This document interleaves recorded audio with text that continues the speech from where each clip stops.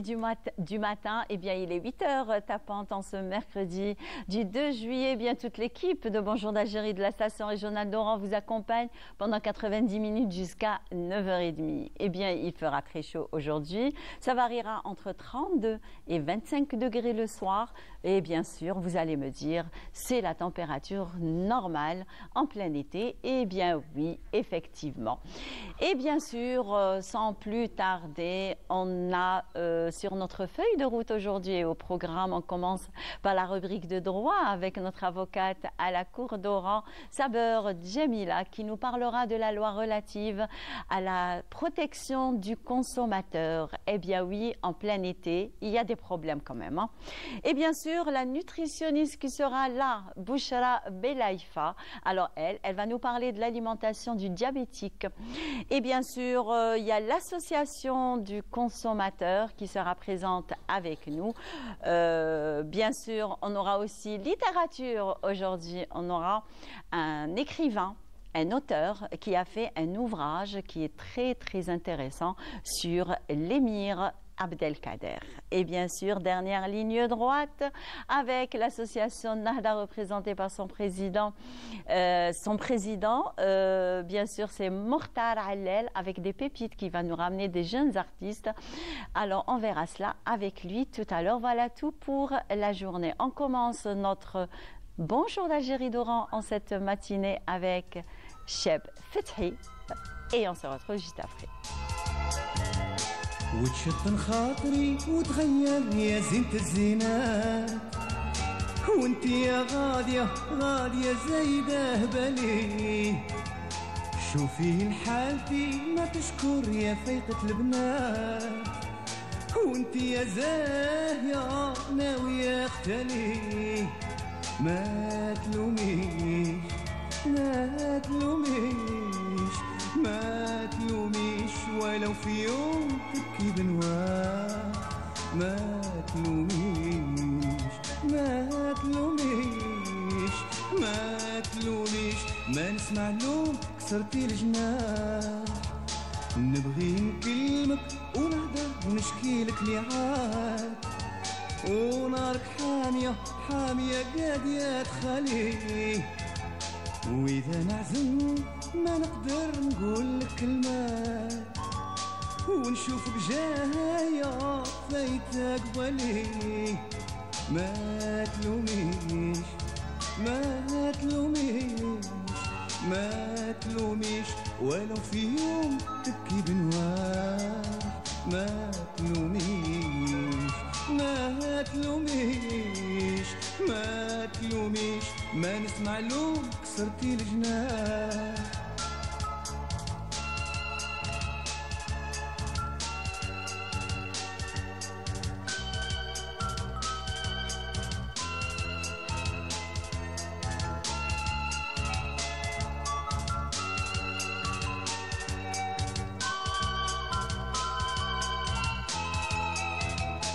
وقلبي زايد يصبر وما دريتي هيهات وانتي يا ناسية ناسية جاهلة حوالي غير عيني ليك تنظر وتسيل بدمعات ديما جارية جارية عذرة ولي ما تلوميش ما تلوميش ما تلوميش ولو في يوم تبكي بنواه ما تلوميش ما تلوميش ما تلوميش دشي معلوم دميتي الجراح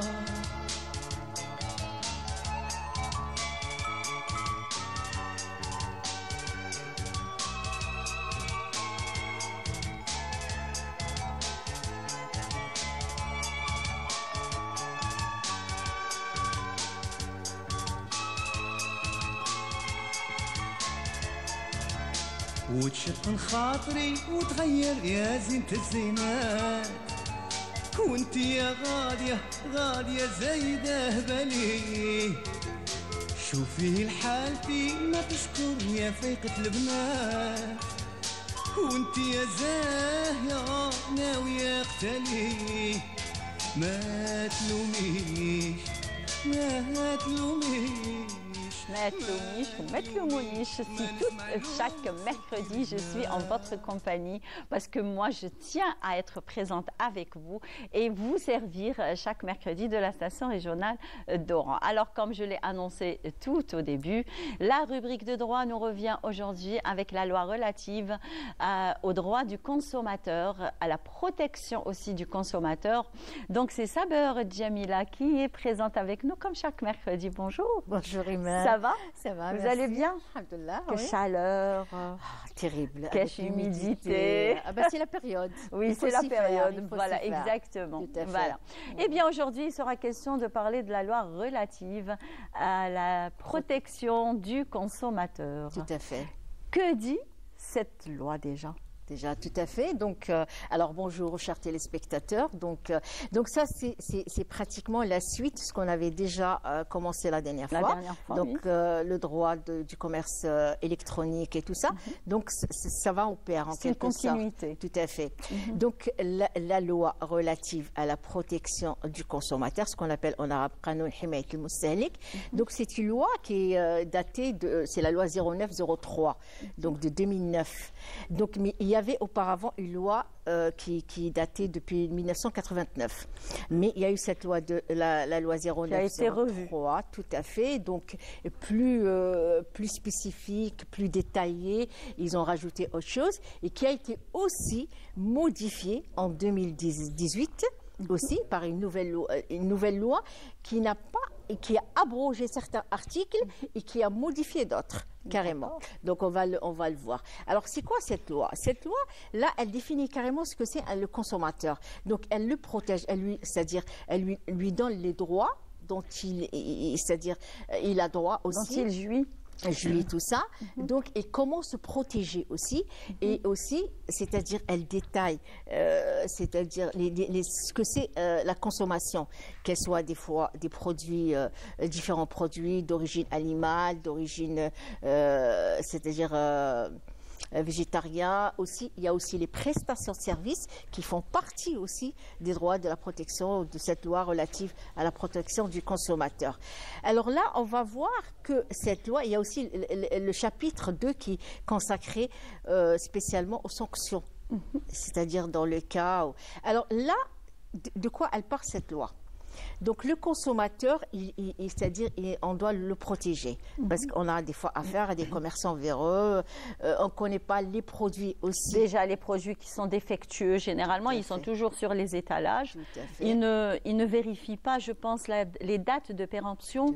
Dernièrement, on a acheté un produit, d'ailleurs je n'ai pas envie de citer, donc à l'intérieur il était complètement moisi, il y avait de la moisissure et puis... Voilà, il ne contrôle pas. On a jeté, puis c'est tout. Voilà. Et non, il fallait le signaler. À qui? Bah si, il faut appeler.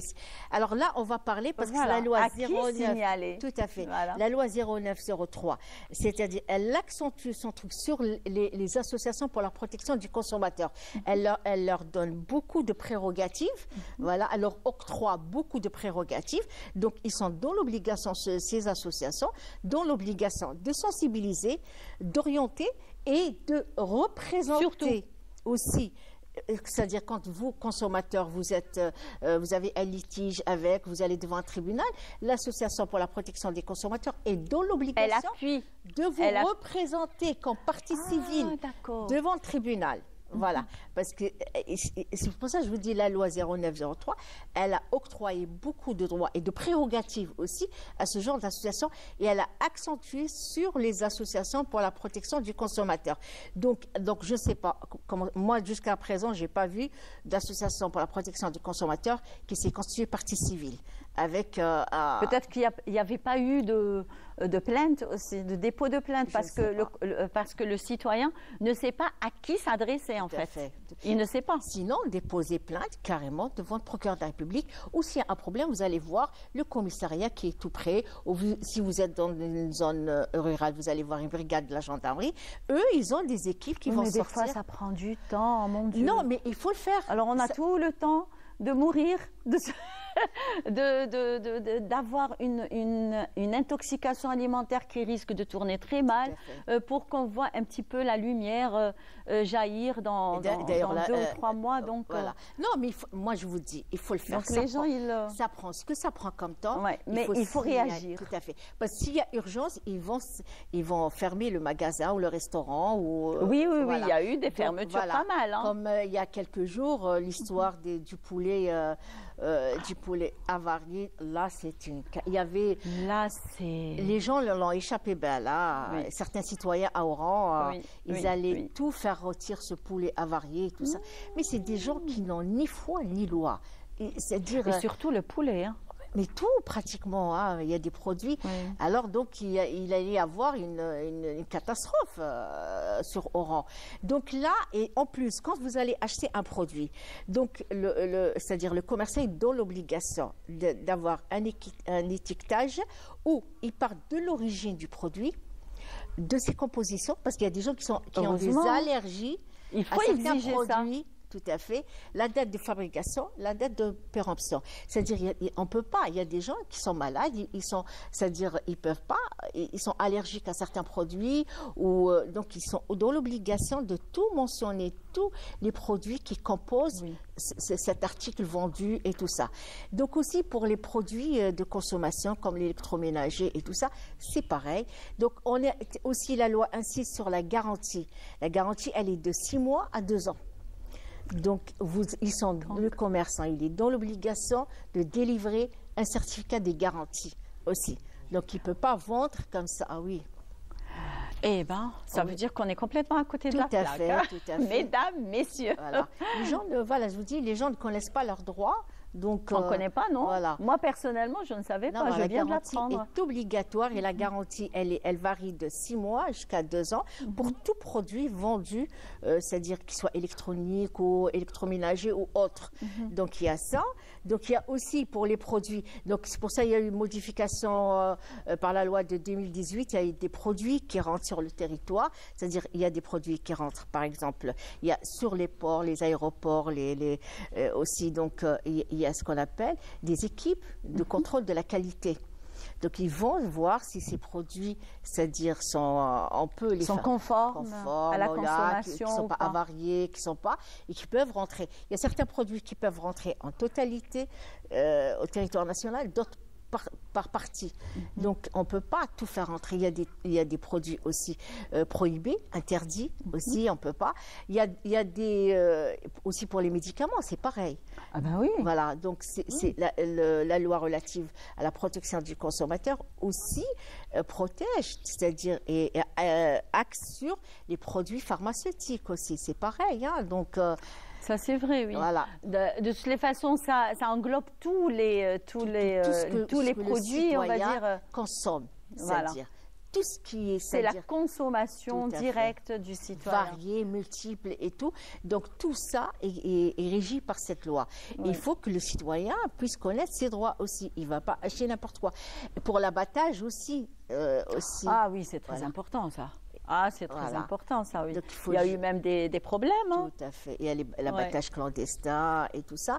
C'est ça. Voilà. Il y a l'abattage aussi de moutons, de moutons surtout, qui ne sont pas contrôlés. Hein. Tout à fait. Il n'y a pas de vétérinaire. Qui ne sont pas passés par des vétérinaires. Fait, donc, et là, c'est très, très mauvais pour le consommateur. On ne sait pas s'ils sont porteurs de maladies. Effectivement, voilà. Donc, on voit des fois sur les autoroutes ou dans des marchés comme ça, vendre de la viande, du poulet. Oui. Et les gens achètent.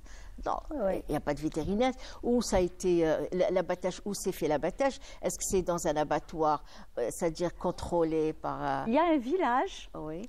Tout près d'Oran, je ne vais pas citer le nom parce que tous les Oranais le connaissent, et tout le monde va acheter là-bas en plus. Hein. Je vois. C'est que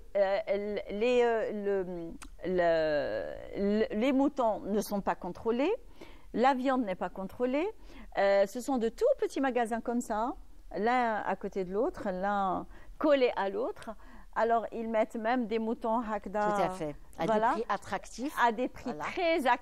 très attractifs et les gens achètent. Et il n'y a pas la conservation, il n'y a pas Alors, le je ne sais froid, pas il y a pourquoi il n'y a pas de contrôle, pourquoi ils ne ferment pas ces lieux Tout à fait. qui sont ouverts clandestinement, en Tout à fait. fait. Tout à fait. Et tout le monde en parle.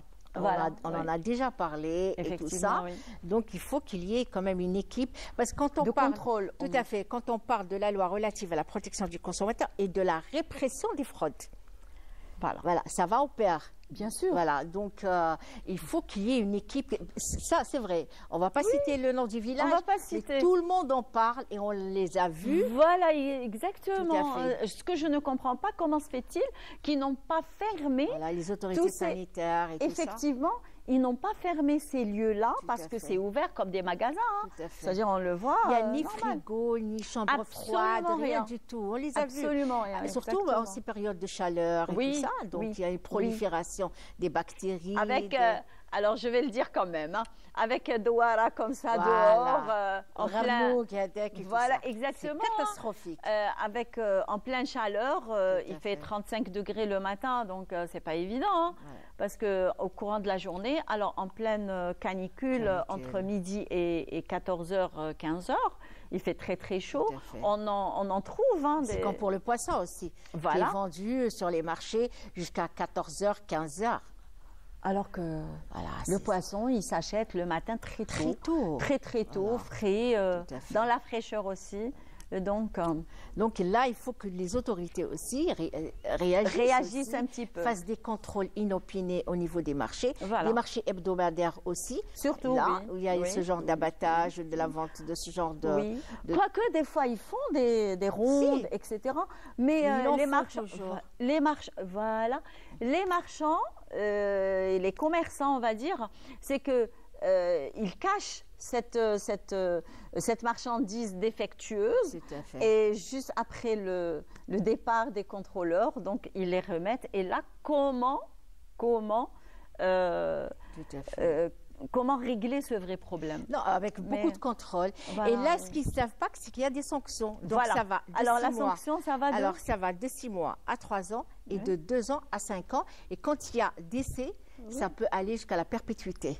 Ah ben oui. Voilà. Ah ben Donc, oui. vous vous rendez, sans parler c'est- des amendes et des dommages et intérêts et tout ça. Donc Ouais. là, les gens ne sont pas encore ce genre de commerçants véreux, inconscients et tout ça. Ils ne sont pas conscients de ce qu'ils ont cours dans le cas où il y a intoxication, où il y a décès de Et personnes. s'il y a intoxication, elle risque d'entraîner la mort. Tout hein. à fait. Oui. On a vu pendant les mariages, pendant les... L'année dernière, d'ailleurs, Voilà, on était. Oui. tout à fait. Donc, les restaurants, des fois les Voilà. universités aussi, Oui. les restaurants universitaires et tout. Donc, il faut faire très attention. C'est de 6 mois à 3 ans et de 2 ans à 5 ans. Et quand il y a décès, donc ça peut aller jusqu'à la perpétuité. Et à qui s'adresser? Donc, s'il y a, Voilà. vous saisissez S'il y a- les associations pour la protection du consommateur, ils sont dans l'obligation d'intervenir. Dans l'obligation. Parce que la loi leur a octroyé ce genre de prérogatives. Sinon, vous allez voir un commissariat. Si vous êtes dans une rue rurale, vous allez voir une brigade de gendarmerie. Sinon, carrément, vous déposez plainte chez le procureur de la République. Carrément. Là, il ne faut pas se laisser faire. Parce que ça peut... Il y a des gens qui sont tombés très malades aussi. Oui, hein. oui. Voilà, Oui, oui, donc, oui. Et en plus de ça, c'est que moi, j'appelle ça un fléau. Et puis ce fléau, il risque vraiment de prendre encore plus de terrain. Tout à fait. C'est tout ça. à fait. Donc Voilà. la police, le Donc, commissariat de l'association des consommateurs qui doivent réagir tout de suite. D'accord. Donc, un commissariat, ils vont réagir. Oui. Moi, c'est certain. Et donc, ils vont se déplacer avec la personne, ils vont voir sur place, ils vont appeler les équipes de la répression des fraudes et tout ça. Donc, il y a pas mal d'équipes, hein, donc, avec qui ils travaillent en collaboration. Si vous êtes dans une zone rurale, c'est-à-dire il n'y a pas de commissariat de police, vous allez voir la gendarmerie. Donc, il y a la brigade de la gendarmerie. Sinon, vous déposez plainte, vous allez voir Carrément, directement, directement. le procureur de la République. Le procureur de la République, moi, je suis Il persuadée... va tout de suite appeler, oui, il va oui, oui. Ça, avec c'est des vrai, hein. perquisitions, des réquisitions plutôt, et tout ça, il va réagir tout de suite. Tout de suite, Ne oui. vous laissez pas faire, parce que si vous fermez les yeux sur ça, ça peut toucher d'autres personnes aussi. Bien sûr, Voilà. et entraîner la mort. Et Tout puis, à fait. on ne va pas régler Tout à ce fait. problème définitivement. Merci beaucoup, Merci à Saber vous. Djamila. C'est un plaisir de vous recevoir sur le plateau de Merci, Bonjour partagé. d'Algérie. Et à chaque fois, on aborde une loi relative à pour nous informer de nos droits, pour apprendre un petit peu nos droits. Eh bien, une petite escapade vers Oran. On se retrouve juste après.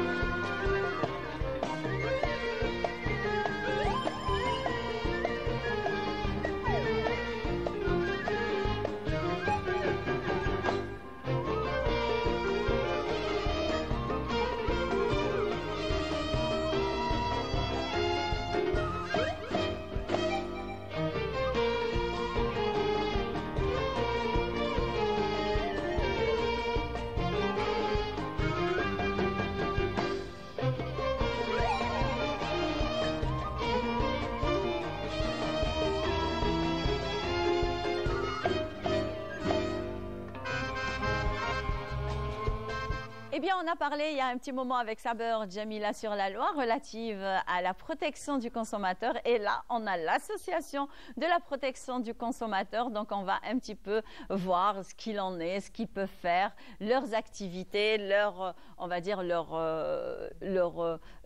plan de charge sur la sensibilisation contre les fraudes, contre tout ça. Eh bien, on verra cela avec Monsieur Abdelhakim Hajali. Alors lui, il est coordinateur général de l'Association de la protection du consommateur d'Oran. Bonjour. Bonjour, madame. Ça va, marhaba bik.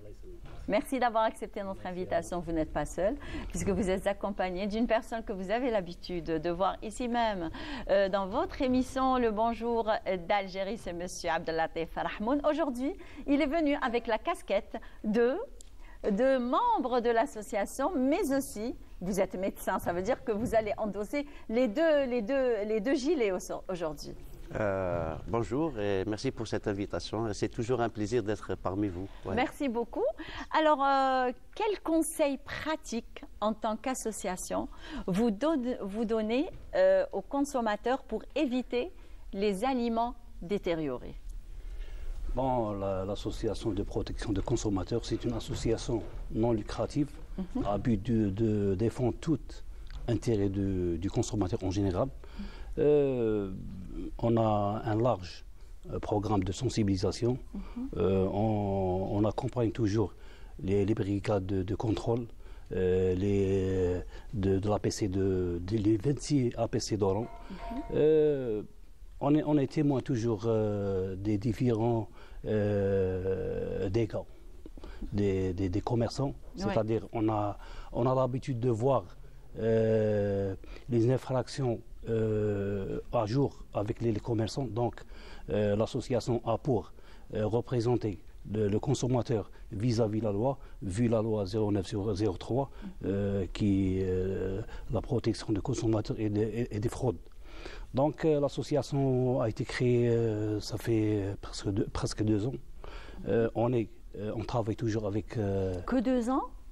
Oui. Moi, j'avais l'impression que c'était beaucoup plus. On était avec une association nationale. Voilà. Oui. Voilà, parce qu'on les a reçus déjà il y a quelques années. Hein. On était avant avec une association nationale. On travaille en collaboration avec, bien sûr, les services, avec les services des commerces, services de l'APC, les bureaux d'hygiène. Le législateur algérien nous a donné un grand avantage, c'est-à-dire des lois. On représente le consommateur dans tous les tribunaux de la wilaya d'Oran. Donc, apparemment, c'est-à-dire l'information, c'est-à-dire nous, on travaille en collaboration avec les services, avec les contrôleurs. Donc, voilà, oui. on vit avec. D'ailleurs, on était en train de discuter avec Maître Saber Djemila. Je ne sais pas si vous avez entendu ce qu'on disait. L'association, elle travaille en collaboration, oui. Est-ce que vous avez fait des campagnes? Quel est votre plan de charge de campagne de sensibilisation surtout? Parce que là, on est en plein été, donc les intoxications se multiplient. Les aliments sont vite... on va dire, sont vite détériorés, leur durée de vie est très très courte parce qu'il y a la chaleur extrême. Donc, quel est le plan de charge de la campagne de sensibilisation? Nous, autant qu'association, l'unique souci, c'est les intoxications alimentaires, voilà. Vu l'augmentation agressive des chaleurs. Donc, de notre part, on a un plan national de sensibilisation qui est pris en charge par la direction de commerce de la wilaya d'Oran. On a un plan de sensibilisation avec les APC d'Oran. Donc, c'est-à-dire on accompagne toujours, on vit toujours avec les services de contrôle de la wilaya d'Oran. Quand on parle les intoxications, apparemment, on vit toujours avec les mêmes infractions. C'est-à-dire, c'est dommage quand un commerçant fait exposer l'eau minérale au point des boissons. J'allais vous le dire, j'allais aborder ce sujet d'ailleurs avec M. Rahmoun, en tant que médecin, en tant que membre de l'association de la protection du consommateur. Quand on voit des bouteilles d'eau, alors non seulement dans du plastique, d'accord, ok, il n'y a aucun problème, mais exposées déjà au soleil toute la journée, et ils les vendent quand même, là, c'est un petit peu... C'est nocif pour la santé. Très nocif. Non seulement, et c'est interdit par la loi. Voilà. Est-ce que vous pouvez nous en dire un peu plus sur ça? Sur cette période concernant estivale, et surtout sur cette période-là, les risques des intoxications alimentaires augmentent et ils vont augmenter. Maintenant, concernant le plan de sensibilisation, c'est un travail qui est fait durant tout le séjour, toute la saison estivale. On parle avec les magasins. C'est vrai qu'effectivement, on a relevé ce problème concernant l'exposition de l'eau minérale, quelle que soit l'eau minérale, sachant même qu'il y a une modification même sur le plan de la bouteille en elle-même. Wow. On a remarqué aussi, et ça a été fait en disant que voilà, la qualité de la bouteille elle a changé, wow. Donc les risques vont augmenter. Les risques aussi concernant tout ce qui est le transport de la marchandise, ce qu'on est en train de remarquer, le risque de la marchandise qui est les conditions de transport qui ne sont pas adéquates. Donc j'invite les services de sécurité de faire le travail, d'être plus vigilants sur le transport de la marchandise. Ouais. On a remarqué aussi, et tout ça, ça a été dit, au niveau des magasins, on remarque aussi le fait qu'ils éteignent les frigidaires. Alors là, j'allais aborder ce sujet. Ça, c'est un risque où la marchandise va changer parce qu'il y a une température qui descend bas et après elle reprend et ainsi de suite. Donc il y a une modification de la matière en elle-même, tout ce qui est les... Non-respect de la chaîne de conservation. Non-respect de la chaîne. Et tout cela parce que dans son idée, il va diminuer la consommation d'énergie. Mais en fin de compte, il va y avoir un autre risque. Les problèmes, tout ce qui est les légumes et les fruits, on voit un certain étalage à certaines heures avec un changement de couleur et avec les risques chez les crèmeries. Il ne faut pas oublier une chose, les jus de fruits, on peut utiliser des fruits qui ne sont pas frais. Il y a les smoothies. On a remarqué aussi, personnellement, j'ai fait une intoxication un jour à cause de ça, parce qu'ils ont utilisé un fruit qui n'était pas frais et on ne peut pas voir ce qu'ils préparent. Donc tout ça, ce qu'on demande au consommateur lui-même de faire attention là où il met ses pieds, là où il va, faire attention. Mais des fois, il ne peut pas savoir. Il ne peut pas connaître aussi la qualité de là où il va, en fait. Mais généralement, quand on fait certains trucs, on voit. Maintenant, ça reste toujours de la sensibilisation vis-à-vis des gens qui travaillent dans les magasins ou là auprès et surtout cette saison, la saison estivale, il faut faire très sensible, surtout par rapport parce que les risques des intoxications on le voit soit chez les enfants parce que c'est très facile où ils peuvent ils sont très sensibles par rapport à cette intoxication alimentaire et chez les sujets âgés donc il faut prendre beaucoup d'eau et éviter des trucs qui sont dans un certain étalage sans aucune protection. Voilà. Effectivement. Je reviens vers vous. Donc, la campagne de sensibilisation, est-ce que vous avez prévu des plateformes sur les réseaux sociaux? Est-ce que vous avez prévu un numéro vert? Est-ce que vous êtes sorti vers, on va dire, les plages, les magasins, les espaces verts, etc., pour sensibiliser justement le consommateur, on va dire, en général? Bien sûr, on est toujours en service des consommateurs. On a un plan de travail, une campagne de sensibilisation, c'est-à-dire un programme de direction de commerce. On fait partie. On a un programme aussi avec les APC d'Oran, c'est-à-dire on est tout près du consommateur. On est des citoyens. On travaille avec les citoyens, bien sûr en collaboration avec la direction de commerce, les services de sécurité, les APC. Donc apparemment, on a aussi un programme d'été, c'est-à-dire un programme de sensibilisation vers les plages, vers les opérateurs économiques qui sont dans les plages. Quand je dis les opérateurs économiques, je dis les commerçants. C'est-à-dire c'est un terme juridique. L'association, on a fait un départ il n'y a pas longtemps, il y a 15 jours, la date de l'ouverture de la saison estivale avec M. Louali. On a mis deux groupes qui sont en charge de la sensibilisation vers les plages. Moi, j'ai un programme vers les APC et les mandoubiyettes de l'APC d'Oran, les autres APC de la wilaya d'Oran. Apparemment, on est toujours à l'écoute des consommateurs, on est au service du consommateur. On a l'espace bleu qui nous donne contact toujours avec les consommateurs. On est au service du consommateur en général. Alors, à quel moment intervient l'association de la protection du consommateur? À quel moment vous intervenez? Nous, on intervient surtout dans les conflits juridiques. C'est-à-dire que le législateur algérien nous a donné le droit d'être un partie civile dans tous les tribunaux. On est le lien entre l'administration et les citoyens. C'est-à-dire il y a un manque d'information. C'est-à-dire le citoyen se sent seul. Seul, effectivement. Alors qu'on a été créé pour soutenir le consommateur en général. Et quel est votre rôle principal? Notre rôle principal, c'est représenter le consommateur juridiquement avec dans tous les tribunaux. on a un rôle principal, c'est de sensibiliser le consommateur en général.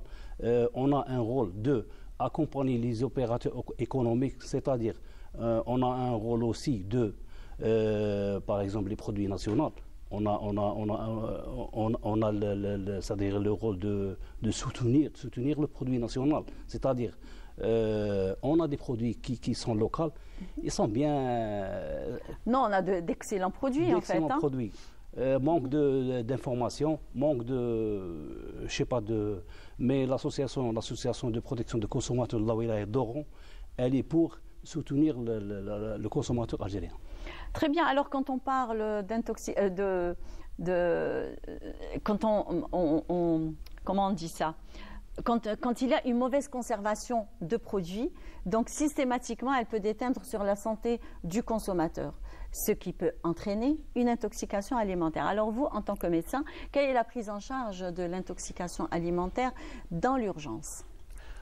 Dans l'urgence. Alors, ça dépend de l'âge par rapport de l'atteinte les enfants ou les sujets âgés. Généralement, c'est des patients qui se présentent avec des douleurs abdominales, des fois avec une certaine fièvre et parfois même avec des diarrhées. Donc, ce qu'il faut faire déjà au début, il ne faut pas arrêter de boire parce qu'il doit reprendre et prendre un traitement. Aller voir le médecin en urgence et faire, des fois, on est obligé de faire du sérum pour atténuer ces douleurs-là et éviter les fièvres au-delà. Pourquoi? Parce qu'il y a un risque de l'infection où on peut aller, même des fois, il y a eu des cas où il y a eu des comas à cause d'une intoxication. Donc tout dépend de l'âge. C'est surtout chez les enfants et les sujets âgés parce que leur immunité, elle est très atteinte, très faible. Maintenant, concernant tout ce qui est de la sensibilisation, moi j'invite le consommateur en lui-même parce que on est tous des consommateurs. C'est vrai qu'on est, oui. On est une association de consommateurs, mais on ne peut pas être partout.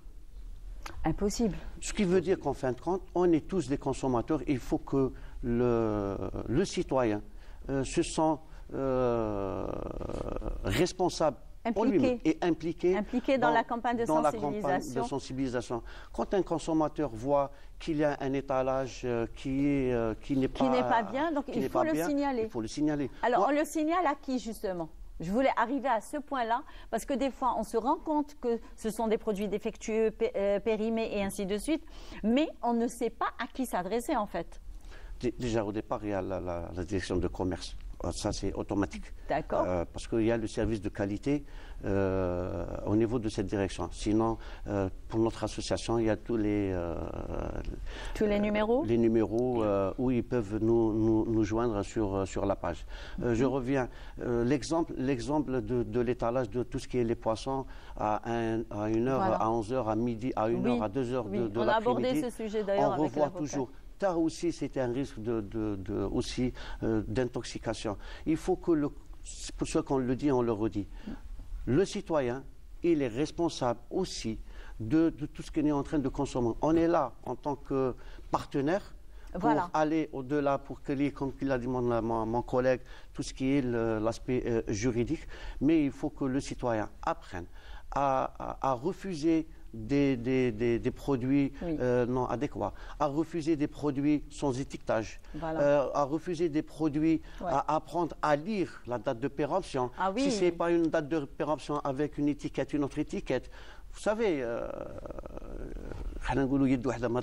effectivement, d'ailleurs, j'allais dire, l'association ne peut rien faire toute seule aussi, c'est pas possible. On est là pour pour le citoyen, parce que déjà vous êtes citoyen et vous êtes concerné vous aussi par ces produits qui sont périmés, qui sont défectueux, qui sont mal conservés aussi,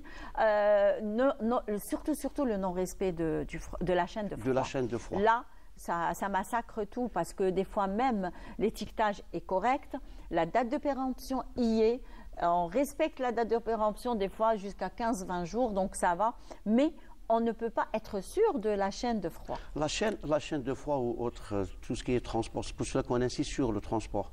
C'est de l'usine ou bien le dépôt jusqu'au consommateur.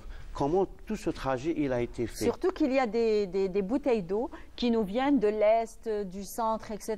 Donc c'est loin quand même, ça prend vraiment. On n'a parlé que de l'eau, on n'a pas parlé Oui, de voilà, tout ce qui est eau gazeuse. Parce que là aussi, l'eau gazeuse avec le soleil, il y a un changement de physico-chimique de tout ce qui est la matière intérieure. Donc c'est pour cela qu'on insiste énormément sur la qualité du produit, sur la consommation en elle-même. Et j'invite tous les citoyens à faire attention à tout ce qu'on est en train de manger. On est en train de parler de tout ce qui est intoxication. On va rester sur tout ce qui est manger. Donc, il faut faire très, très attention. Les yaourts. Les yaourts en général. Oui. Voilà. On voit des yaourts qui sont toujours dans l'étalage, dehors. Ils sont... J'ai pas compris Alors, ce qui me tue, c'est que les gens achètent. Mais c'est ça le problème. C'est que les gens Il y a des consommateurs. Il y a des consommateurs. Il n'y a pas une culture de consommation. C'est ça le problème. Même quand on trouve justement des yaourts, etc., sur les étalages et non pas dans les frigos. Oui. Et ils achètent. Ils achètent. Parce que le prix est attrayant. Ben, ils sont attirés par le prix qui n'est pas cher. Ce n'est pas le même prix que quand on l'achète. C'est un cercle vicieux. Alors, je n'ai pas compris. Alors, en principe, c'est le même prix, non? Moi, je n'ai pas compris ça. Expliquez-moi un petit peu. Parce que là, c'est bon. Là, je n'arrive pas à comprendre. Les prix, bon, maintenant, je pense que les prix, l'État n'intervient pas sur les prix, sauf c'est pour les prix qui sont subventionnés par l'État. Là, l'État, il intervient. Pour les autres prix, pour tout ce qui est autres produits, chacun fait comme il veut, sauf s'il y a une marge bien définie. Maintenant, les gens, il n'y a pas cette... pour cette personne, moi, je préfère gagner juste 5 dinars et je vends beaucoup plus. Oui. Et maintenant, c'est ça, là, le drame, il est là. On fait un suivi par rapport au prix en lui-même, mais en fin de compte, ça va coûter peut-être beaucoup plus après, parce qu'on va faire des dépenses autres qu'on ne s'attendait pas. Effectivement. Et que ce soit sur le plan de santé, que ce soit sur le plan qualité, ce qu'on est en train de... C'est la raison pour laquelle j'ai abordé le sujet du prix, de la différence de prix. Donc c'est une différence de 2 ou 3 dinars, je ne sais pas, ou 5 dinars. Ce n'est pas un problème, je rajoute un 5 dinars, mais je suis certaine d'acheter de la bonne qualité. De la bonne qualité. Et c'est une... Et elle est conforme, cette qualité, aux normes de la... Voilà.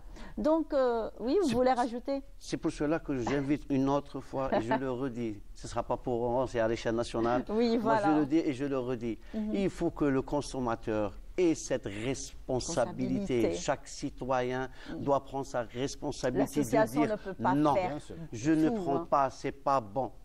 Il faut qu'ils le disent. Il viendra un jour... Il faut marginaliser ces produits. Il faut que ce commerçant, à un moment donné, il va changer de pratique. Oui, voilà. Oui. Si je rentre dans un commerce, j'ouvre le frigidaire, je trouve un fromage qui est chaud, je vais refuser. Je lui dis, je vais lui faire la part. Ou alors qu'il sent mauvais aussi. Ça sent mauvais. Des yaourts, qui sont gonflés.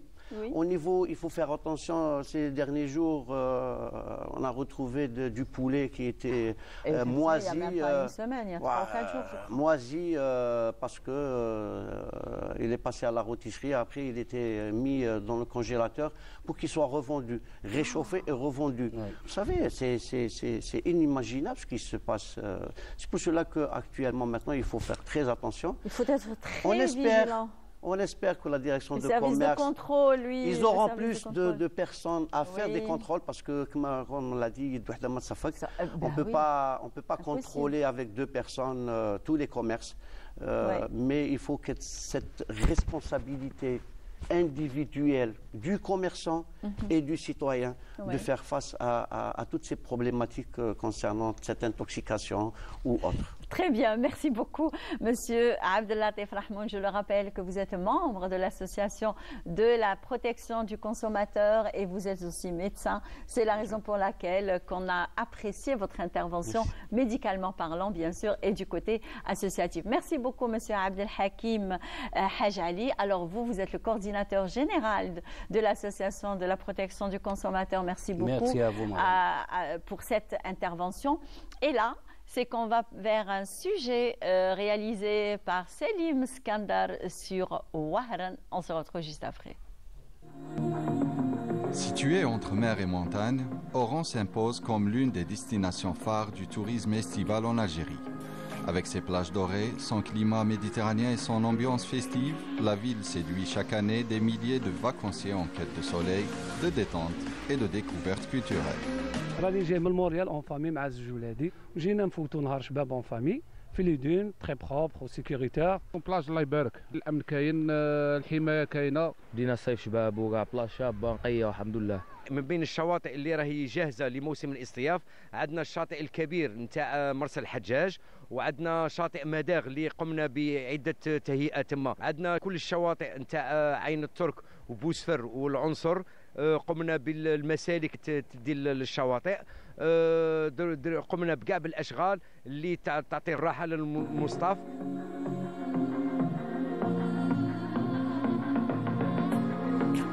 Pour répondre à cet engouement, les autorités ont investi massivement dans la modernisation des infrastructures.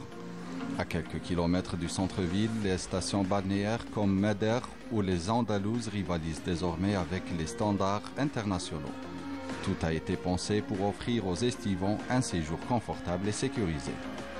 الله يبارك هنايا كلاس حاجه مقيه كلشي كاين اون فامي. راني فرحانه راني مع صحاباتي نعوم. النظام والمتناجره.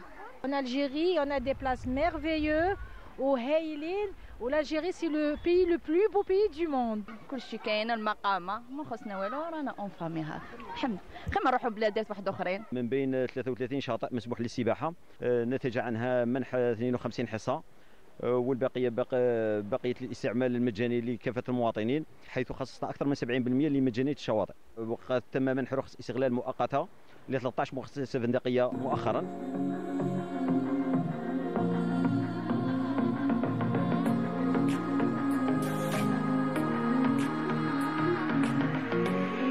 Alors cet été, mettez Oran sur la carte de vos vacances.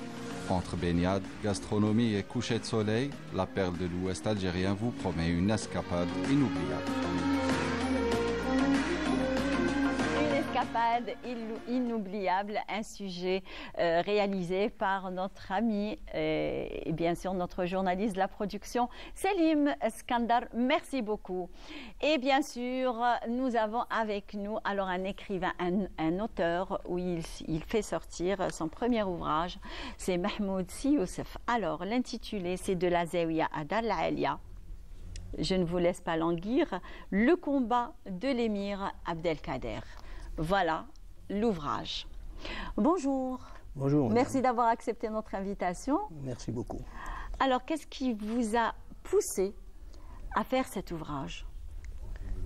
Bien, effectivement, ce livre a été écrit depuis à peu près 6 mois sur la base d'un certain nombre de réflexions liées à la lecture de pas mal d'écrivains, soit d'origine européenne, soit qui se sont abreuvés aux écrits issus de la métropole française.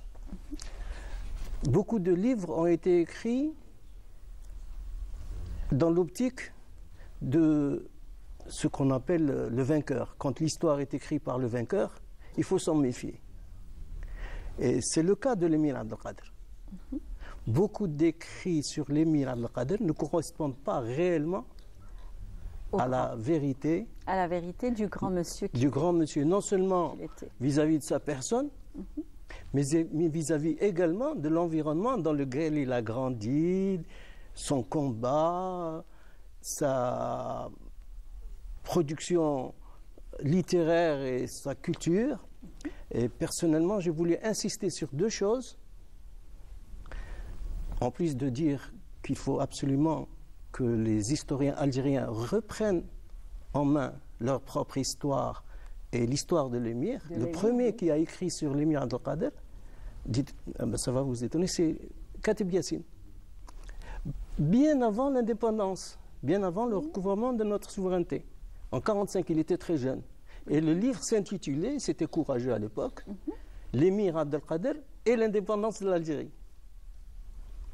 Ce n'est que bien après que certains écrivains ont commencé à voir À s'intéresser. À s'intéresser et à voir l'émir sous un œil algéro-algérien. Oui.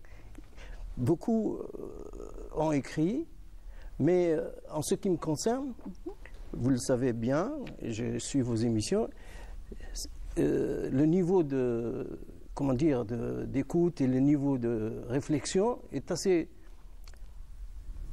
intéressant.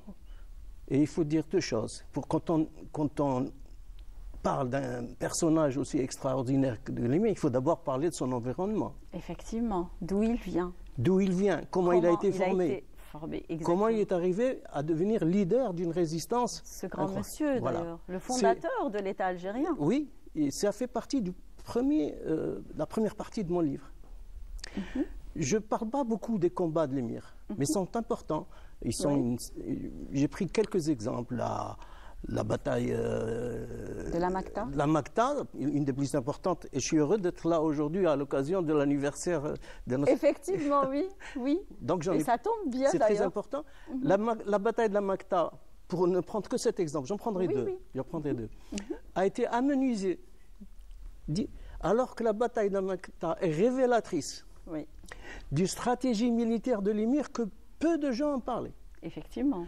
D'une grande défaite de l'armée coloniale. C'est entre Oran, Arzeu et Sig. Je ne vous rentre pas dans les détails, mais la victoire était immense. Ah oui. Les Français, les coloniaux, moi je ne suis pas contre... Les colons. L'armée coloniale a ressenti ça d'une façon extraordinaire. Ils ont essayé de se venger. Quelques mois après, quand je ne vous rentre pas, ils sont réarmés, ils étaient déjà super armés. Pour riposter. Et pour riposter, ils sont descendus jusqu'à Mascara et ils ont incendié Mascara. Totalement. Et les historiographes que j'ai dit, des vainqueurs, des colons, n'en parlent pas beaucoup. L'émir a fondé sa capitale, elle était à Mascara, l'a fondée à Tagdent. C'est une capitale où il dirigeait l'État qu'il avait sous sa tutelle, depuis l'accord avec Desmichel, un général français, il avait signé quelques mois avant un traité pour gérer l'État au sud d'Oran, par exemple. Et il frappait la monnaie, il dirigeait l'agriculture, il avait une organisation extraordinaire. Là aussi, je l'ai mis en évidence, parce qu'on n'en parle pas beaucoup. Alors, vous êtes en train, vous avez, on va dire, sillonné un petit peu beaucoup de faits sur l'émir Abdelkader. Alors, c'est très intéressant. Alors, qu'est-ce qui vous a poussé à faire, quelle était votre démarche de recherche d'ailleurs, et de documentation? Vous êtes référé à quoi? Bien. Il y a dans des écrits c'est un essai. Il y a une méthode de travail. De par ma formation en sciences politiques, la recherche sur un sujet historique consiste à appliquer une certaine méthode, aller vers la vérité, rechercher dans les archives. J'ai eu une fonction qui me permettait d'accéder à ces archives. J'étais inspecteur au ministère de la Culture et qui montrait bien que parler de l'émir pour le vainqueur colonial est encore sujet à ce qu'on appelle dans votre... Très sensible. Très sensible, premièrement. Et les arguments, les éléments de langage sont toujours les mêmes. Par exemple, lorsqu'ils ont été... Je cite une autre bataille super importante, c'est la bataille de la Sidi Ibrahim. Ah oui, d'ailleurs, ils ont mis même un monument à la place d'Armes. Je vais vous en parler. Oui, à l'effigie. Et vous allez être étonnés. Et elle a été faite par la France. Par la France, par le colon. Voilà. C'est exactement le sujet de mon histoire, le sujet du livre. Par exemple, je ne prends que cet exemple. Dans la bataille de Sidi Ibrahim, a été faite parce que... En 1845 En 41, quelques années après. Le général, des généraux qui ont montré leur côté génocidaire pratiquement quand ils ont brûlé la Smala. Et la bataille de Sidi Ibrahim, je cite deux noms. Je ne veux pas trop embêter les Européens, ce n'est pas le moment. Moi, je ne suis pas politicien, je ne suis pas un diplomate, mais je suis obligé de les citer parce que c'est les Français eux-mêmes qui récemment les ont condamnés. Le général Lamoricière, il est pratiquement condamné par l'opinion française. Et Montagnac. Ah oui. Montagnac, c'est j'allais dire, l'ancêtre du nazi. Oui. Ils ont pris la région de Razaouet. Oui. Ils les ont pratiquement encerclés, coupé les oreilles, éventré les femmes, brûlé les tentes, des exactions extraordinaires. Ces atrocités, on les a connues par les amphimades. Adala Mauricière, c'est le précurseur des nazis dans le domaine de Auschwitz. Comment on les appelle? Les fours crématoires. Oui. Ils disent, je les cite. Bref, pour revenir à la bataille de Sidi Ibrahim, l'émir Abdelkader a appliqué sa stratégie de guérilla. Il les a encerclés. Il a tendu des pièges à Adam Montagnac qui ont fait des horreurs dans la région. C'est entre Razaouet. Donc il va falloir acheter justement il les a punis, pardon, je termine, il les a punis en les encerclant à Sidi Ibrahim. Alors, quand on fait les Français, vous avez raison de dire qu'ils ont fait un monument en air. Raddouha, victoire française. Voilà. Et il l'a fait tous les ans. Alors qu'il y a justement un monument en air. Effectivement, avec le visage de l'émir aussi. Qui est en bas. Pendant que là en haut, là, il y a la fameuse statue. Statue de la liberté. Le visage de l'émir, c'est nous qui l'avons posé. Oui. Mais avant, il faisait ça tous les ans. Et jusqu'à présent... C'est notre bataille. C'est notre bataille, notre victoire. C'est notre victoire. Je l'ai réécrite à la façon algérienne. Voilà. Et vous avez raison de dire que c'est enfin notre bataille. Effectivement. Alors là, c'est que je vais passer un petit peu outre de l'ouvrage, puisqu'il faut découvrir cette histoire en achetant cet ouvrage. Donc, comment voyez-vous le rôle de la littérature historique dans la réhabilitation des grandes figures nationales? Ah, les grandes figures nationales, c'est vaste. On a 25 siècles d'histoire. Effectivement, oui. La littérature, depuis un certain temps, disons 50 ans, reprend réellement notre histoire par le bon côté des choses. Il faut reconnaître, je suis un peu déçu par certains qui se font publier par ailleurs uniquement pour plaire. La vision européenne, elle laisse encore des traces auprès même de certains de nos écrivains. Vous avez des exemples, je ne veux pas les citer ici, ce n'est pas le moment. Là, bien sûr. Des exemples qui, pour plaire, écrivent pas mal de livres et vont les publier ailleurs. Mais à votre avis, vous, en tant qu'auteur, parce que vous avez fait des études politiques, on va dire. Sciences Po et l'ENA. Voilà. Donc, comment voyez-vous la littérature quand on met en exergue ces grands hommes qui ont fait l'histoire d'Oran, que ce soit partant on va dire, de l'Mokrani, de l'émir Abdelkader, etc. Parce qu'il y a beaucoup de grandes figures qui ont fait la révolution algérienne.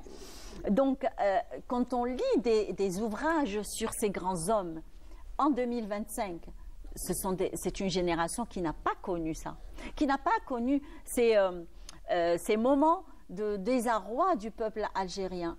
Mais quand on prend un ouvrage comme celui-là, c'est qu'on commence à le lire, on le feuillette, d'ailleurs, et puis on lit des chapitres de la vie de ces grands hommes. Donc, en quoi ça peut déteindre en nous, qu'est-ce qui peut déteindre en nous? Comment voyons-nous, en tant que peuple algérien, en 2025, on voit cette littérature, c'est-à-dire, est-ce qu'elle déteint sur notre personnalité? Est-ce qu'elle nous ouvre un petit peu les yeux sur ce qui s'est passé? Est-ce qu'elle nous forge? Est-ce qu'elle nous rend encore plus forts? L'histoire de la littérature algérienne, elle est simple à décrire. Les quelques grands écrivains, les Mohamed Dib, les Kateb Yassine, ont été les précurseurs d'une forme de littérature qui nous a ramenés vers ce qu'on est, vers nous-mêmes. L'incendie d'Adib, ils nous ont ramenés. Actuellement, les historiens, je reconnais que les historiens commencent à nous servir une histoire réelle en nous décrivant le vrai environnement et en réhabilitant notre histoire. Un livre sur les héros, comme vous avez dit, n'a de valeur que si nous remet, que si on se retrouve nous-mêmes. Il y a deux exemples, je les cite, c'est des grands historiens. Il y a Dahoud Jabal qui vient de faire une interview, qui a mis en valeur un certain Bentoubal et il l'a remis dans son contexte. Et on était fiers de voir que ce Bentoubal, plutôt d'Ergal, nous a montré tout l'itinéraire du nationalisme algérien. Quand on parle par exemple de l'émir, c'est ce que j'ai dit, le combat de l'émir, il faut le suivre, il ne s'est jamais arrêté. La fameuse capitulation et la fameuse reddition, ça n'existe pas. Il n'y a pas eu de capitulation, il n'y a pas eu de reddition. Il a cessé le combat sous condition qu'il aille en Turquie et en Syrie. Et là-bas, il n'a pas cessé le combat. Il a commencé un autre combat, le combat culturel. Moi, je dis deux choses dans le vie. Il y a l'émir de l'épée, il a cessé, et il y a l'émir de la plume. L'émir de la plume, les gens n'en parlent pas beaucoup. Eh bien, on le découvrira à travers votre ouvrage de la Zawiya à Dar al-Alia, le combat de l'émir. Alors, c'est tellement passionnant avec vous, retracer un petit peu la vie de ce grand héros, du fondateur de l'État algérien, donc, dont on est fier d'ailleurs, et on est fier de notre pays, de l'histoire de notre pays, surtout qu'on est à la veille du 5 juillet. Voilà, ça tombe bien puisque ça sera l'anniversaire de l'indépendance de l'Algérie le 5 juillet 62. Le 5 juillet 2025, on est toujours là et l'Algérie a bel et bien changé et très très bien avancé. Eh bien, merci beaucoup Monsieur Mahmoud Sy Youssef. C'est un plaisir de vous avoir reçu sur le plateau de Bonjour d'Algérie. Moi, j'espère que vous allez me dédicacer cet ouvrage. Absolument. Donc, je vous laisse le soin de le dédicacer. Tout de suite, voilà. Alors, maintenant, nous avons la chanson de Cheb Hasni. Alors, attendez, ne la balancez pas puisque c'est une occasion pour moi et tous les travailleurs de la station régionale d'Oran, tous les services confondus, à féliciter notre collègue et amie Madame Emel Benatta pour la réussite de son fils Yanis au BEM.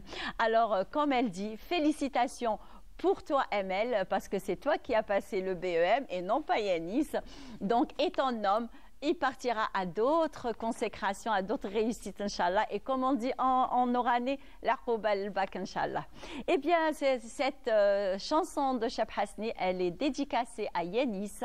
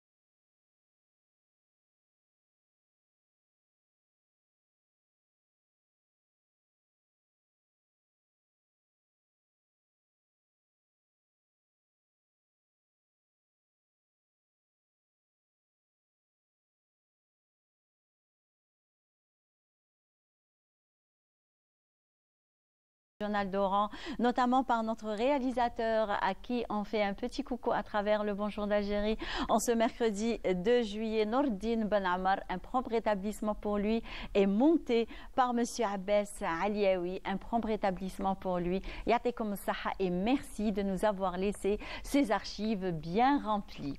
Et bien sûr, sans plus tarder, on est avec notre nutritionniste Bouchra Belaïfa. Alors elle a été un petit peu en retard, mais on l'a repêchée aujourd'hui avec nous. Bonjour, ça va? Bonjour Imen. Alors je m'excuse déjà pour le retard pour commencer.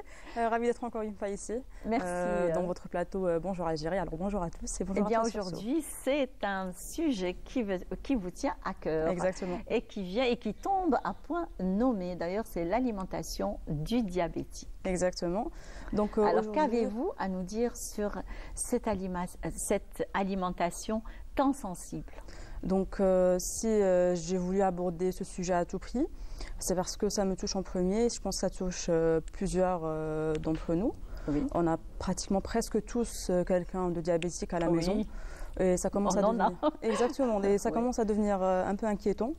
Donc moi, je peux dire que c'est un peu vraiment mon domaine, car là, je travaille avec une endocrino, donc je reçois beaucoup de diabétiques. Oui. Et je commence à m'inquiéter, vu le nombre qui augmente de plus en plus de diabétiques ici en Algérie.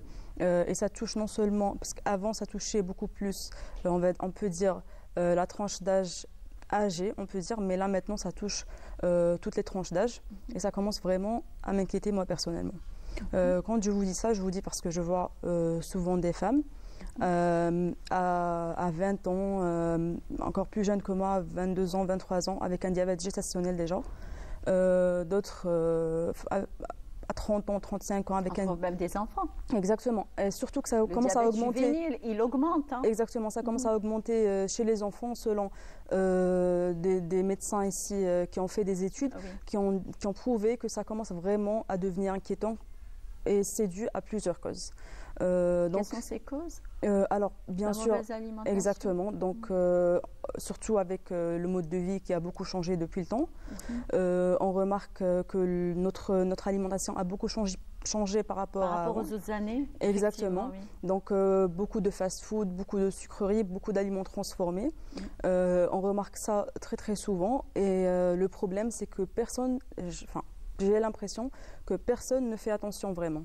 Même si, moi je dis toujours, surtout si on a des antécédents en diabète, que ce soit des parents ou d'autres, dans la famille, il faut faire attention. Le minimum, c'est de manger, essayer de manger équilibré. On peut se faire plaisir, comme je dis toujours, mais là, on remarque que c'est le contraire totalement. Donc, c'est une anarchie totale. Les différentes sauces, enfin les fast-food, les hamburgers, les sandwichs à l'extérieur et non pas fait maison, parce que fait maison, c'est diététique à peu près. On peut dire que c'est diététique. Le truc, moi, ce que je dis toujours aux patients, c'est de savoir quoi manger et comment manger, justement. Donc, quand on parle, vu que le sujet c'est l'alimentation du diabétique, moi avec mes diabétiques, je considère mes parents tous comme mes enfants, j'essaie toujours vraiment de leur donner de mon mieux. Donc, j'essaie toujours de ne jamais interdire rien que ce soit. On ne peut pas dire à un diabétique qui a, par exemple, quelqu'un d'âgé qui a eu toute sa vie l'habitude de manger du pain ou d'arrêter le pain du jour au lendemain ou d'arrêter le sucre du jour au lendemain, ça ne marche pas comme ça. Donc ça peut être même parfois nocif, car ça peut créer certaines frustrations et ça peut jouer aussi sur le psychique. Donc moi, quand il s'agit de l'alimentation du diabétique, je conseille une alimentation équilibrée, riche surtout en fibres, car comme on sait tous, les fibres alimentaires ont tendance à réduire, enfin pas réduire, mais on peut dire ralentir la dissimulation des glucides, donc ce qui peut aider énormément.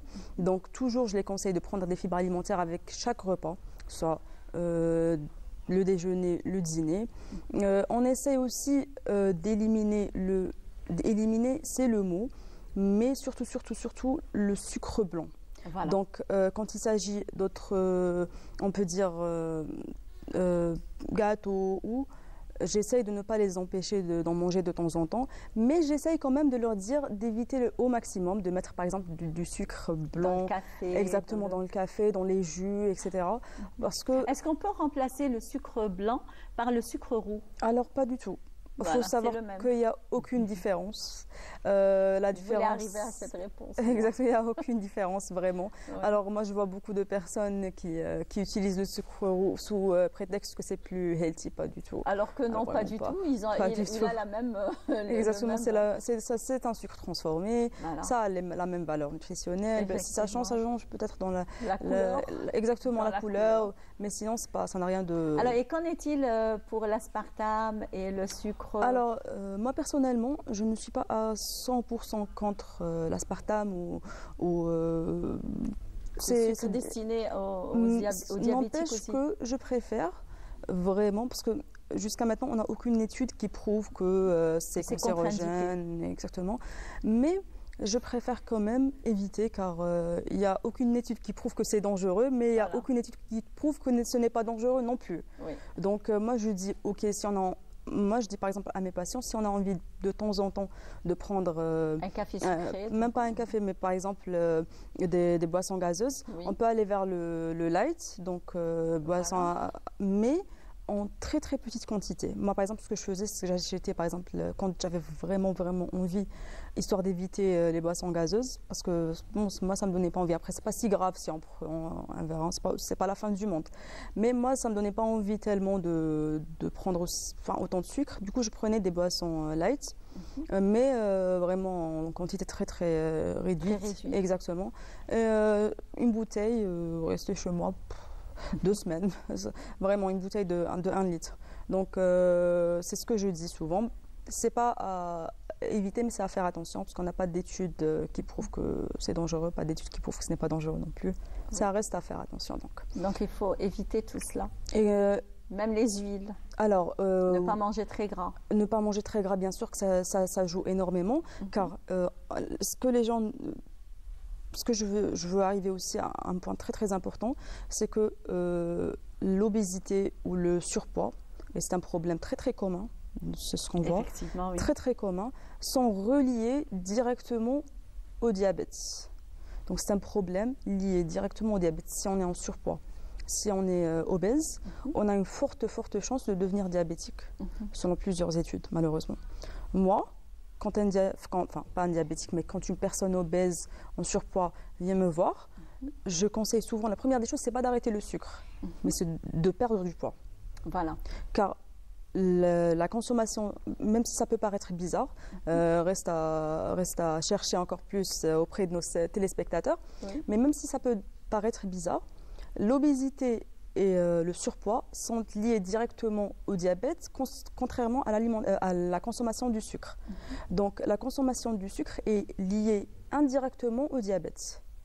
Donc le plus dangereux, c'est pas la consommation du sucre, mais au contraire, c'est l'obésité et le surpoids. C'est l'obésité qui entraîne le diabète. Exactement. Donc quand on est en surpoids ou en obésité, on doit s'inquiéter encore plus que si on est gourmand ou on consomme du sucre plus souvent. Vraiment. C'est ce que les gens trouvent vraiment bizarre quand je leur dis que faut faire attention. On est vraiment dans la limite. Exactement. C'est alarmant. Donc moi je pense qu'on va essayer d'écourter notre petite entrevue. Bien sûr. Vu que vous êtes arrivés tard, donc on a un plateau, mais certainement on va vous inviter la semaine prochaine. J'aimerais bien en parler plus. Justement pour reprendre ce sujet qui est très très intéressant et continuer en deuxième partie, on va dire. Inch'Allah. Une deuxième partie sur l'alimentation du diabète. Inch'Allah, avec grand plaisir. Merci beaucoup. Merci à toi, Iman. Bouchala, c'est très gentil d'avoir accepté notre invitation, mais d'être arrivé en retard. Je m'excuse encore une fois. C'est l'été. Oui. Très bien. Alors, une chanson de Myriam Ben Allel. Alors, je restais avec moi, mais ne balancez pas ça puisque en on présente tout le personnel de la station régionale d'Oran. On n'a que des réussites cette semaine. Alors, on félicite justement notre secrétaire de production, Madame Molkher Kebeb, pour la réussite de son fils Abdel Nour avec brio au BEM. Et bien sûr, on félicite aussi notre collègue Rafiq Riabi pour la réussite de sa fille Kautar. Alors félicitations aux deux, Abdel Nour et Kautar, à d'autres consécrations, la Qobal Bak, Inch'Allah, comme on dit. Lemia Zaouch, notre collègue de la production, elle félicite les enfants des jeunes lauréats du BEM, la jeune Zaouch Khadija pour son obtention du BEM. Et bien sûr, le jeune Mehdi Bekkari avec une moyenne de 14. Félicitations les Boutchou. Alors, un pas franchi, il y a d'autres pas, mais à d'autres réussites, la Qobal Bak, Inch'Allah, et d'autres consécrations et une belle vie estudiantine, Inch'Allah, qui vous attend. Alors, Myriam Ben Allel, c'est pour vous les Boutchou. رد عليا ويلا راني غلطانة سلطانة في قلبك أنا سلطانة ورد عليا ويلا راني غلطانة مو حل ننساك قلبي في صميم بغاك ومشيت معاك على نار وجمر وشواك مو حل ننساك قلبي في صميم بغاك مشيت معاك على نار جمر وشواك ديما نبقى في عيني حتى وحدة ما تبغي ماما كيفي أنا ولا لا لا سلطانة ديما نبقى في عيني حتى وحدة ما تبغي ماما كيفي أنا ولا لا لا سلطانة سلطانة في قلبك أنا سلطانة رد عليا ويلا راني غلطانة سلطانة في قلبك أنا سلطانة ورد عليا ويلا راني غلطانة لا ما راكيش غلطانة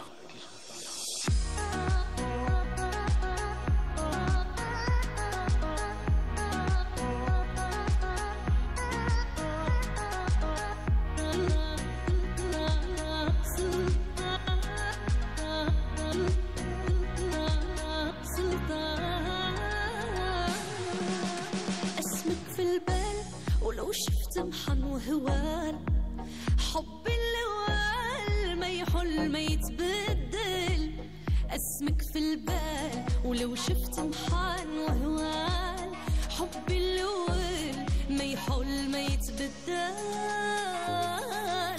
ديما نبقى في عيني حتى وحدة ما تبغي ماما كيفي أنا لا لا لا سلطانة ديما نبقى في عيني حتى وحدة ما تبغي ماما كيفي أنا ولا لا لا سلطانة في قلبك أنا سلطانة رد et vous êtes des sultanettes pour les jeunes qui ont pu décrocher leur première consécration très importante dans leur vie estudiantine. Et bien, comme je l'ai annoncé, c'est l'association Nada qui est présente avec nous. Et bien sûr, nous avons avec nous Monsieur Mokhtar Allel qui est présent avec nous. Et bien sûr, Zakaria Sakal qui est présent avec nous, que vous avez l'habitude de voir avec une jeune Yasmine Ben Habib qui est elle aussi membre de l'association Nahda. Bonjour à vous. Bonjour, ça va? Bonjour. Vous allez Merci bien? pour l'invitation. Merci à vous de l'avoir accepté, les Avec jeunes plaisir. qui sont là. Donc, Mokhtar Allel, vous êtes en train d'organiser un spectacle demain. Oui. Il paraît que c'est demain. Oui, alors c'est demain. Oui. Nous préparons la clôture de la fin d'année, on va dire musicale bien sûr, scolaire forcément, et musicale. Oui. Et donc de l'association musicale Nahda. Nahda, oui. Et ça va être le 3 et le 4 juillet. Donc demain, jeudi et vendredi. D'accord. Et voilà. Et donc, c'est où? Alors ça va se passer à la salle Maghreb, en collaboration avec l'ONCI. L'ONCI, oui. Bien sûr, à la tête Madame Nabila. Nabila, qu'on remercie qu'on beaucoup. salue. Voilà, elle et tout le staff technique, et toute la logistique, bien sûr. Oui. Et voilà, et donc nous sommes là pour donner l'information. Alors, quel est le programme justement des 2 soirées? Alors, vous avez organisé 2 soirées, le 3 et le 4. Voilà. Donc, le 3, il y aura quoi comme programme? Et bien sûr, le 4, on aimerait bien avoir un petit peu... Parce que nous, on est curieux en fait. Hein. Bah oui, tant mieux, hein, heureusement. Voilà. Donc, le 3, ça va être une soirée pour l'école. Toutes les classes de l'école. Pour l'école de Nahda. L'école de Nahda. Ben D'accord. Oui. Donc, on a préféré faire ça pour les parents d'élèves et faire passer et faire connaître tout le travail qui a été fait à la longueur de l'année pour des enfants. Et donc, on fait les 3 classes. Classe d'initiation, sur la direction de Mme Midoun Chahines, comme professeur. La classe des cadets, le professeur Zakaria Sakal. Et la classe des juniors, avec... Ça ne m'étonne pas de sa part, puisqu'il a de qui hériter d'ailleurs. L'arrière-petit-fils de Cheikh Abdelrahman Sakal, notre maître, le fondateur de l'association. Voilà. Alhamdoulilah pour ça. Et la classe junior, où il y a les 3 professeurs, Zakaria Sakal, Faisal Ben Dahman et Nabil Fasra. Ah, très bien. Alors, la deuxième soirée qui est bel et bien... Alors, la deuxième soirée... achalandée, avec un bon programme. Oui, enfin, je l'espère. Oui. Donc, la troisième... Moi, je le connais, le programme. Donc, la deuxième soirée, on l'a consacrée pour, on va dire, les adultes, les seniors. Que ce soit... une soirée... il y a la participation particulière bien sûr. On a invité l'association Slam de Tlemcen, une association qui n'est pas présentée. Effectivement. Elle est très, très ancienne. Je crois qu'elle a fêté les 100 et quelques ans dernièrement. À sa tête, Tchoufir Ben Rabrit. Oui, à sa tête comme président, Tchoufir Ben Rabrit. Et bien sûr, notre association, l'Orchestre supérieur de l'association de Nahda. Alors, et quels sont les noubas que vous allez interpréter lors des 2 soirées? Alors, concernant l'école, la formation, pour la première classe, ça va être... pour la première soirée, on va dire. La première soirée, exact. Le premier passage, les petits, ça va être... des petits morceaux de Noubat Ram Maya, enfin Qalabat et Khlaset, ainsi ma classe des cadets de Nouba Sika, d'Ensrafet et Khlaset. Et pour les juniors, ça va être une Nouba Mzmoum complète, de la Touchia au Khlas. D'accord. La jeune, on ne vous a pas entendu. Vous avez suivi une formation au sein de la grande association Nahda, qui n'est plus à présenter d'ailleurs.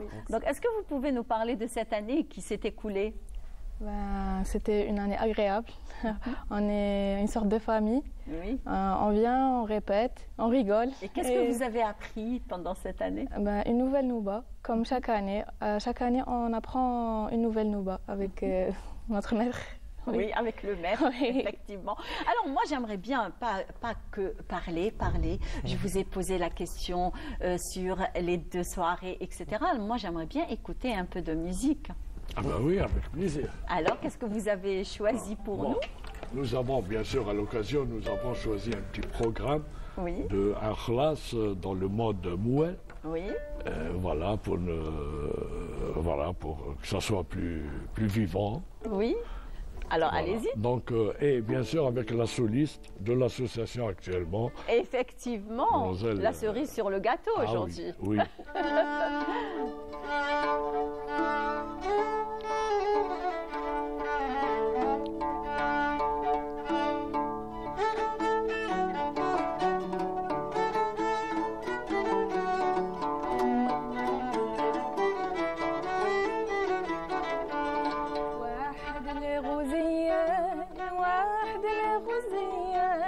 بجمال سبعي واحد الغزية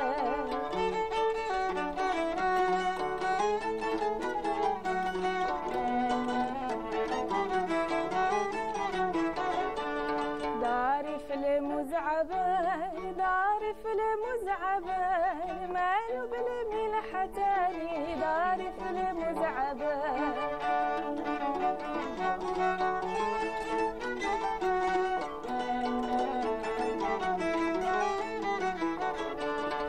بيوصلوا يبخل بيوصلوا يبخل ويرضى بهجراني بيوصلوا يبخل على الشيم وعذب قلبي وعلى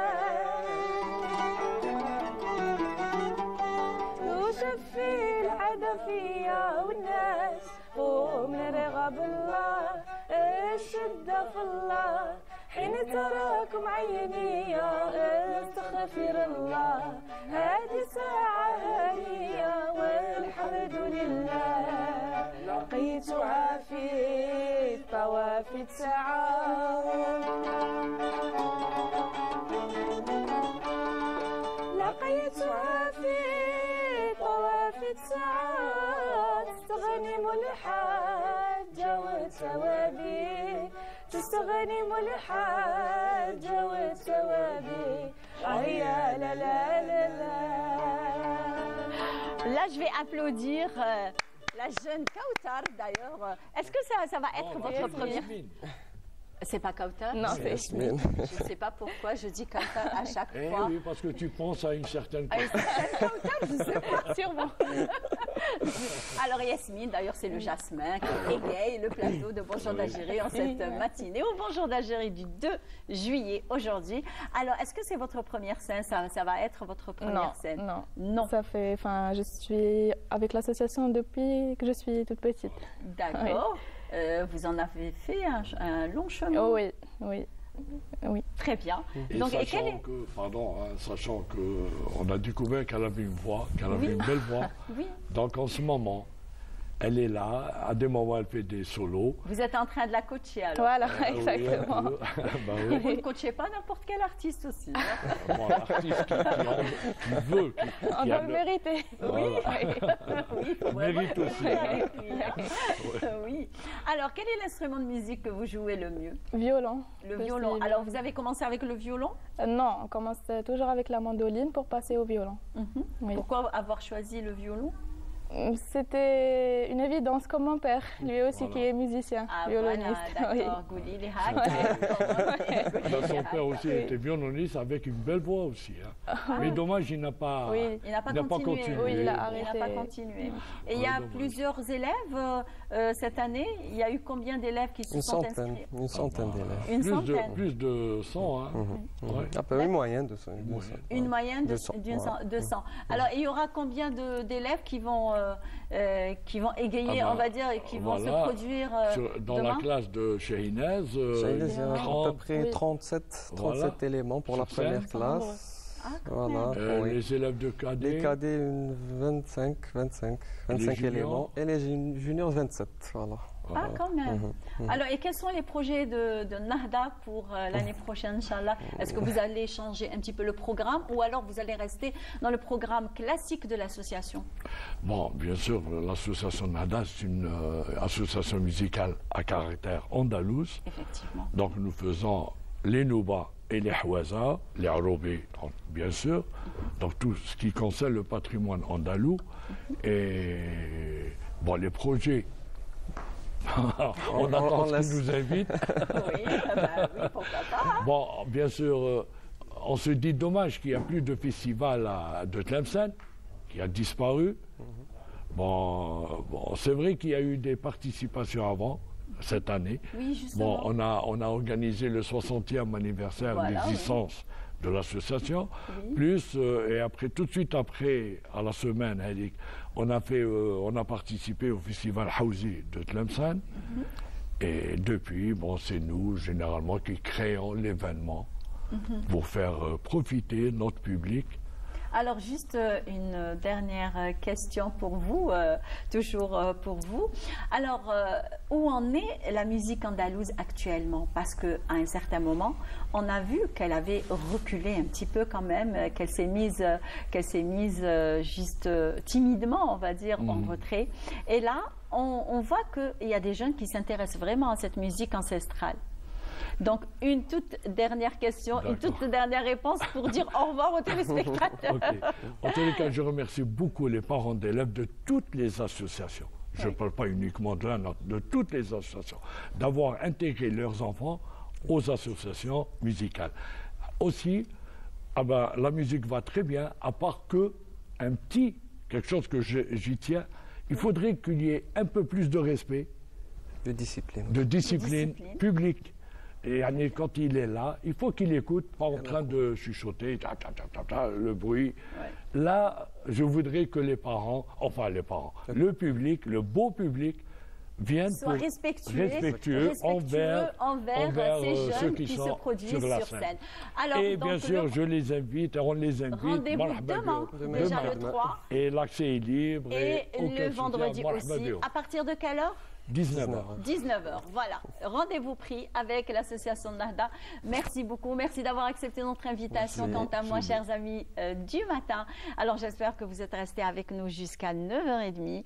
Eh bien, aujourd'hui, je le rappelle, on est le 2 juillet. Je vous souhaite de passer une bonne journée, un bon week-end. Au mercredi prochain, Inch'Allah, avec d'autres plateaux, d'autres invités. Au revoir.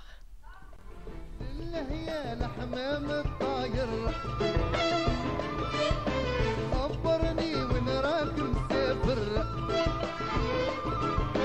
لله يا الحمام الطاير خبرني وين راك مسافر كان رايح للجزائر كان رايح للجزائر انت اسلامية ورشان انت اسلامية ورشان راني في الغربة جماعة في القبة